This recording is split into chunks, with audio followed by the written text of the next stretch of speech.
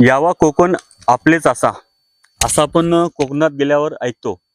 आणि कोकणात गेल्यावर तेथील जो काही रान असतो, फणस, काजू, सुपारी किंवा मग हापूस आंबा, तो हापूस आंबा किंवा तो फणस आपल्याला फक्त कोकणातच पूर्वी भेटायचा. मात्र तुम्ही जर असं म्हटलात की हा कोकणचा रानमेवा जर आपल्या वाशिमच्या मातीत पिकला किंवा उपलब्ध झाला तर हो, हे शक्य झालंय. कारण की माझ्या पाठीमागं जे काही तुम्ही बाग बघत आहात फणसाची, ही काही कुठल्या कोकणच्या शेतकऱ्याची वाडी नव्हे, तर आपल्या वाशिम जिल्ह्यातील जयपूर या गावातील एक प्रगतशील शेतकरी, ज्यांनी काही वर्ष अगोदर वैद्यकीय प्रॅक्टिस केली आणि आता त्यांनी एक शाश्वत शेतीचा पर्याय इथे सुरू केलेला आहे जयपूर या गावामध्ये. डॉक्टर सरकटे मामा माझ्यासोबत आहेत, जयपूरचे प्रगतशील शेतकरी मामा. स्वागत आहे. या इकडे. फणस म्हटलं की आपल्याला कोकण आठवतं. अतिशय दुर्मिळ आपल्यासाठी विदर्भाचं आपलं उष्ण वातावरण. कसं तुम्हाला सुचलं एकंदरीत हे किंवा इथं झाडं लावली पाहिजेत? आणि माझ्या शेतात एक फणसाचं झाड होतं. ते धरणात शेत गेलं त्या शेतामध्ये. तर ते झाड म्हणजे आंब्याच्या झाडासारखं खूप मोठं झालं होतं. एकच होतं का? हा, एकच 3 होते, परंतु 2 सरळ वाढले अशा झाड. आणि एक झाडाला अशी पूर्ण घेर घेतला त्यांनी. त्या झाडाला 75-80 फणस निघत होते वर्षाला. ते लक्षात डोक्यात ठेवून आम्ही ज्यावेळेस मग इकडली शेती डेव्हलप केली, तो धरण असे होयाच्या आधी आमची 30 शेतीच ओलिताखाली होती. तोपर्यंत तुम्हाला असं वाटलं नव्हतं की आपल्या मातीत हे फणस येईल म्हणून? नाही, असं काही जाणवलं नाही. पण ज्यावेळेस आमच्या शेतात एक 15-20 वर्षाचं झाड म्हणजे दरवर्षी फणस देत होतं, त्याच्यामुळे ती कल्पना सुचली. आणि नंतर इकडल्या हे शेती ज्यावेळेस डेव्हलप केली, तार कुंपण केलं, पाणी इथे आणलं, त्याच्यानंतर वेंगुर्ल्या रोपं आणले तळ कोकणातून, आणि नंतर लागवड केली. किती एकर लावले? हे 4 एकरात लागवड आहे. किती झाड आहेत एकूण? 4 एकरामध्ये 400 झाड आहेत. आता हे फळ धारण्याचं वर्ष किती आहे? हे पहिलंच वर्ष आहे. किती माल निघला आतापर्यंत 100 क्विंटल माल निघला. 100 क्विंटल. हा. आणि काय भाव मिळतो बाजारामध्ये? आम्ही जागेवरूनच ते एका व्यापाऱ्याला दिलेला आहे.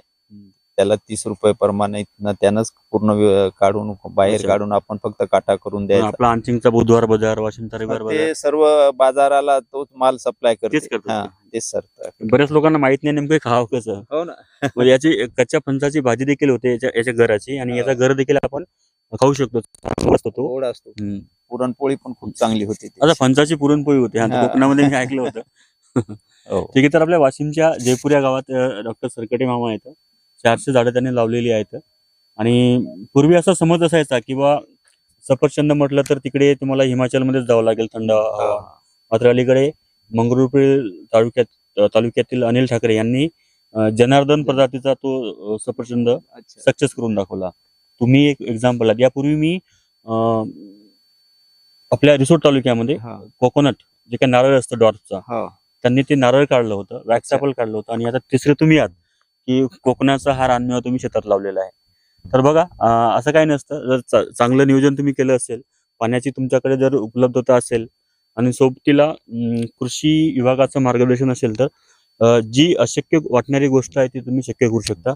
ते सरकटे मामांनी आपल्या शेतामध्ये करून दाखवलेलं आहे. तसं तर त्यांना बघा, आता सेवानिवृत्ती म्हणता येणार नाही, वैद्यकीय व्यवसाय हा कायमच असतो तसा, पण एक ही शाश्वत शेतीची संकल्पना त्यांनी आपल्या गावामध्ये रुजवलेली आहे. काय सांगाल तुम्ही जिल्ह्यातील शेतकऱ्यांना?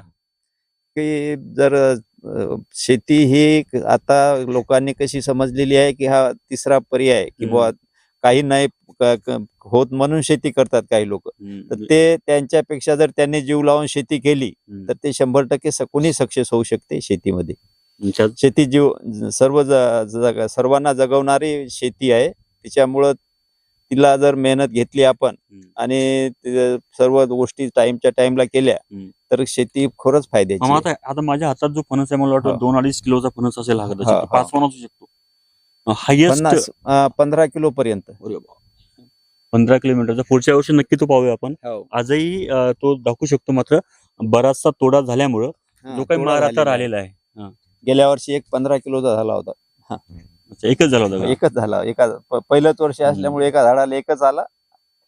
तर उन्हाळ्यामध्ये जर नक्कीच आपण पुढच्या वर्षी या फणसाचा गर खाण्याकरता इथे येणार आहोत. जरूर या. तर बघा, या व्हिजिट करा या शाश्वत शेतीला आणि कमी क्षेत्रामध्ये अधिकाधिक उत्पन्न कसं घ्यायचं ते तुम्हाला इथे शिकता येईल.